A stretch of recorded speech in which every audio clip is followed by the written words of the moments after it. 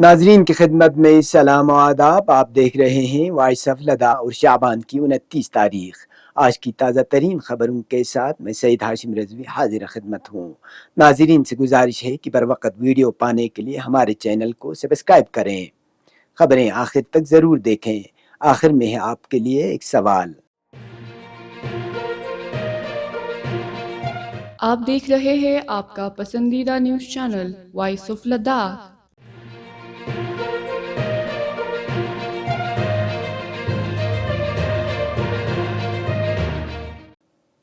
ماہ مبارک رمضان کی آمد کی مناسبت پر وائس آف لداخ کی جانب سے تمام ناظرین کی خدمت میں ہدیہ تبریک پیش کرتے ہوئے یہ اہم خبر دی جاتی ہے کہ آج 29 شعبان المعظم کو ضلع کرگل کے مختلف دیہات میں ماہ مبارک رمضان کا چاند نظر آنے کی خبر تصدیق ہوئی ہے. معلوم ہوا ہے کہ رویت ہلال موضع چھسکور، سوت، بٹمبس وغیرہ میں نظر آیا ہے. اس دوران سوشل میڈیا پر رویت ہلال کا مشاہدہ کرتے ہوئے ویڈیو اور تصاویر گردش کر رہی ہے.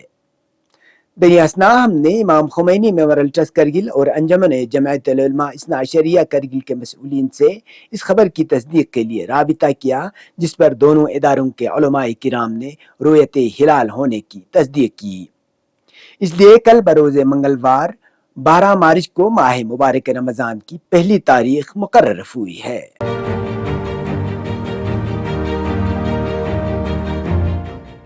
چیئرمین و چیف ایگزیکٹو کونسلر لداخ پہاڑی ترقیاتی کونسل کرگل ڈاکٹر محمد جعفر آخون نے آج کونسل سکریٹریٹ میں محکمہ اطلاعات اور تعلقات عامہ کرگل کے ذریعے شائع ہونے والے 2 لسانی میگزین کرگل نامہ کے نام تبدیل کر کے نیا نام کرگل سمزو کی نقاب کشائی کی.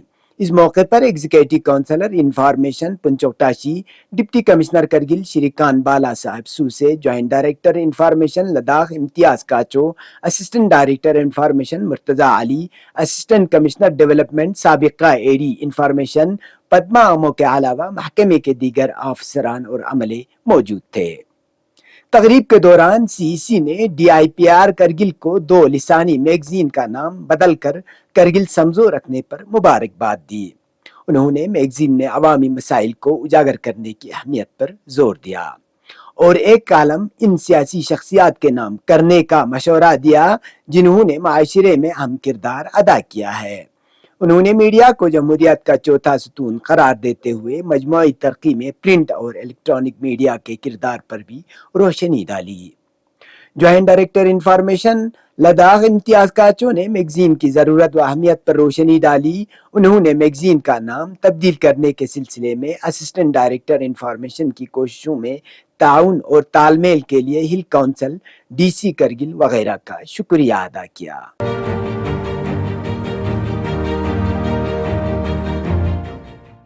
4 مارچ کو مرکزی وزارت داخلہ کے ہائی پاور کمیٹی اور لداخی قیادت کی مذاکرات کی ناکامی کے بعد لیہ میں ماہر ماحولیات سونم وانگچک 21 دنوں کے لیے بھوک ہڑتال پر بیٹھے ہیں اور ان کی بھوک ہڑتال کا آج 6واں دن ہے.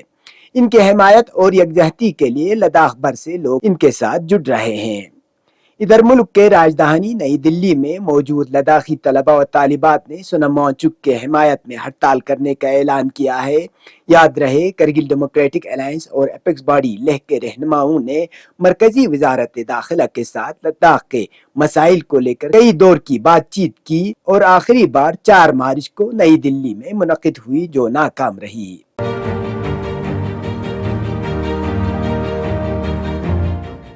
لداخ لیگل سروس اتھارٹی کی جانب سے ایگزیکٹو چیئرمین جسٹس اتل سری دھرن کے رہنمائی میں گزشتہ روز پہلی قومی لوک عدالت کا اہتمام کیا، جس دوران مختلف نوعیت کے زیر التوا کیسز جس میں bank recovery case, N I act کے تحت چیک باؤنس کیس اور دیگر سول کیسز کو حل کیا گیا.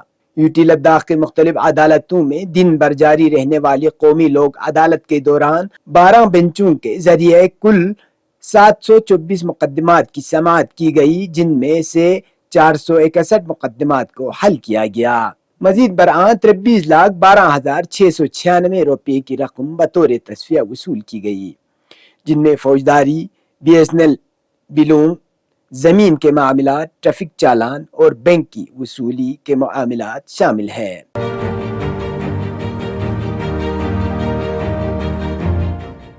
लेह पुलिस स्टेशन ने गुज़श्ता रोज बड़ी मकदार में शराब बरामद करने का दावा किया है। ज़राए के मुताबिक गुज़श्ता रोज पुलिस स्टेशन लेह ने एक पेट्रोलिंग के दौरान एक गाड़ी ज़ेर नंबर DL10 CE 2195 को रोक कर तलाशी शुरू कर दी, जिस दौरान गाड़ी से बड़ी मकदार में गैर कानूनी शराब बरामद हुई। पुलिस ने शराब को जब्त करके गाड़ी मालिकान के खिलाफ FIR ज़ेर नंबर 40/2024 सेक्शन 48 के तहत मुकदमा दर्ज करके कार्रवाई अंजाम दी गई।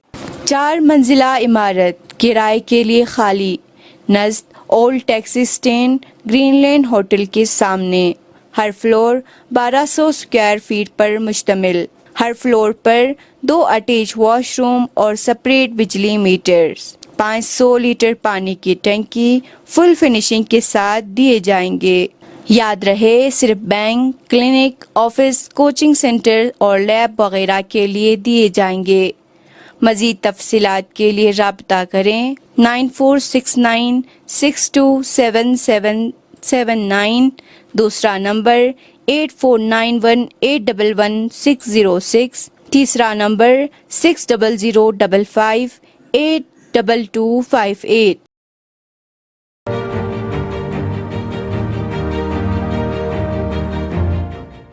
गुज़श्ता 24 घंटों के दौरान करगिल में दर्जा हरारत कम से कम -8.2 डिग्री सेंटीग्रेड दर्ज किया गया। इसी तरह लेह में दर्जा हरारत -9.4 डिग्री सेंटीग्रेड और द्रास में -18.5 और ज़ानस्कार में कम से कम -25.3 डिग्री सेंटीग्रेड रिकॉर्ड किया गया।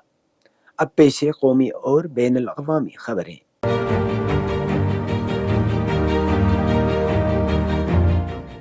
मीडिया ज़राए के मुताबिक सोशल मीडिया एक्स पर एक पोस्ट में कांग्रेस के सदर मल्लिकार्जुन खड़गे ने कहा कि लोकसभा इंतखाबात का ऐलान होने वाला है और हिंदुस्तान में सिर्फ एक इलेक्शन कमिश्नर बचा है।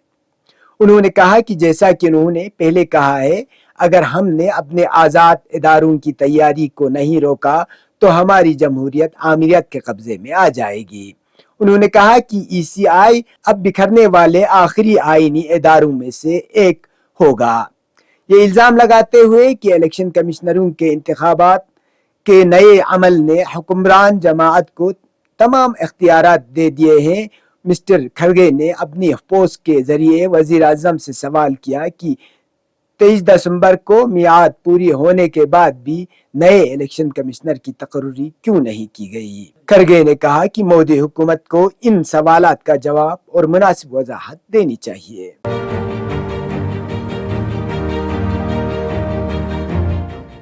मीडिया ज़राए के मुताबिक वज़ीर आज़म नरेंद्र मोदी ने हफ्ते के दिन अरुणाचल प्रदेश में दुनिया की तवील तरीन सुरंग का इफ्तिताह कर दिया। दुनिया के सबसे लंबी सुरंग सीला टनल अरुणाचल प्रदेश के ईटानगर में बनाई गई है। ये सुरंग 13,000 फुट की बुलंदी पर तामीर की गई है। नरेंद्र मोदी ने अरुणाचल प्रदेश के ईटानगर में दुनिया की सबसे लंबी सुरंग सीला टनल समेत कई तरक्याती प्रोजेक्टों का संग बुनियाद रखा और इफ्तिताह की।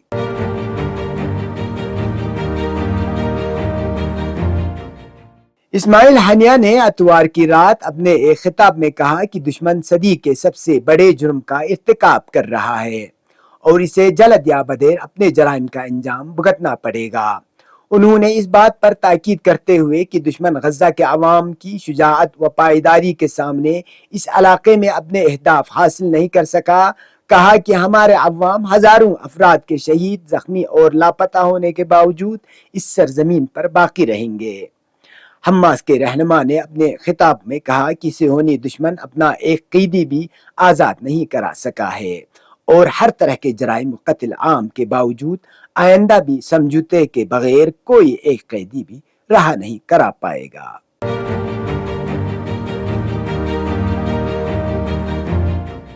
अरब मीडिया के मुताबिक अमेरिकी शहर एटलांटा में अमेरिकी जो बाइडन की तकरीर के दौरान फलस्तीन की हिमायत में नारे लगाए गए। फलस्तीन के हामी कारकुन ने नारे लगाए कि सदर जो बाइडन, तुम एक आमिर हो, फलस्तीन में नस्ल कुशी हो रही है और तुम चुप ही नहीं बल्कि इसकी हिमायत भी कर रहे हो। गैर मुल्की मीडिया के मुताबिक सदर जो बाइडन की तकरीर शुरू होने के कुछ ही देर बाद एहतजाज करने वाले शख्स ने चीख कर कहा कि तुम क्या करने जा रहे हो।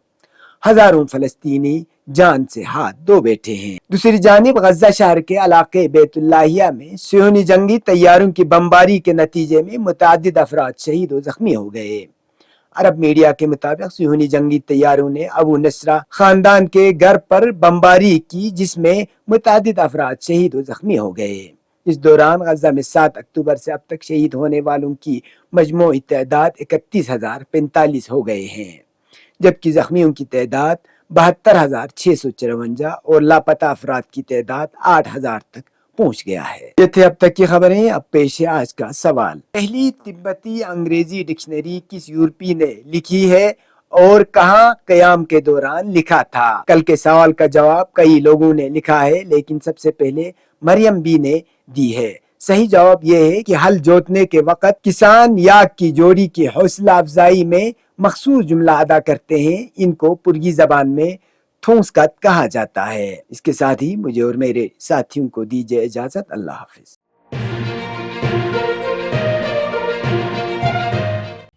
مقامی، قومی اور بین الاقوامی خبروں سے باخبر رہنے کے لیے چینل کو لائک، شیئر اور سبسکرائب کریں، ساتھ ہی بیل آئیکن دبانا نہ بھولیں۔